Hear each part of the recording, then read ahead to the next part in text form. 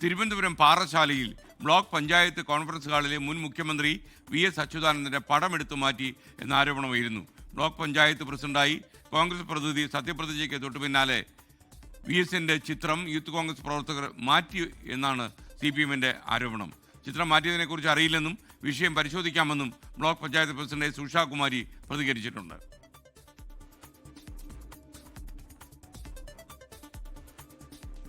നേരത്തെ VSന്റെ ചിത്രം അവിടെ ഉണ്ടായിരുന്നു. ഇപ്പോൾ ഉള്ള ചിത്രത്തിൽ VSനെ കാണുന്നില്ല. അപ്പോൾ ആരോ എടുത്തു മാറ്റി എന്നുള്ളതാണ് നമുക്ക് കിട്ടുന്ന വിവരം.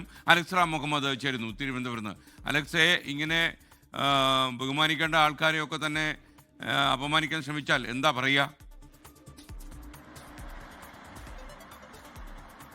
SKN മുൻ മുഖ്യമന്ത്രി VS അച്യുതാനന്ദന്റെ പേരിൽ പാറശാല ബ്ലോക്ക് പഞ്ചായത്ത് ഓഫീസിൽ ഒരു കോൺഫറൻസ് ഹാൾ ഉദ്ഘാടനം ചെയ്യുന്നത് ഇക്കഴിഞ്ഞ ഒക്ടോബർ മാസത്തിലാണ്.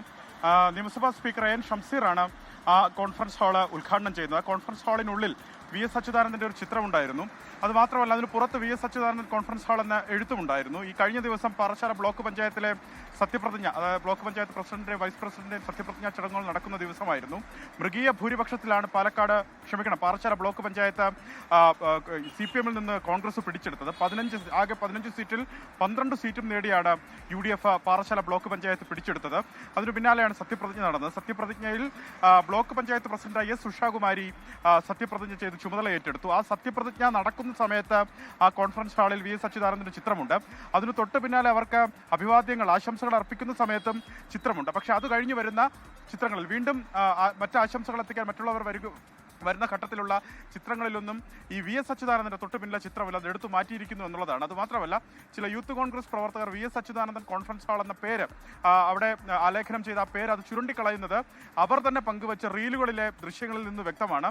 ഇതടക്കമാണ് CPM ഇപ്പോൾ പരാതിയുമായി മുന്നോട്ട് വന്നിരിക്കുന്നത്. വലിയ പ്രതിഷേധം ഉയർത്തുന്നുണ്ട് CPM. ആകെ 3 അംഗങ്ങൾ മാത്രമാണ് CPMനെ സംബന്ധിച്ച് അവിടെയുള്ളത്. പക്ഷേ ഇത് വലിയ പ്രതിഷേധമായി മുന്നോട്ട് കൊണ്ടുപോകും എന്നുള്ളതാണ് CPM പ്രാദേശിക ഘടകത്തിന്റെ അടക്കം തീരുമാനം.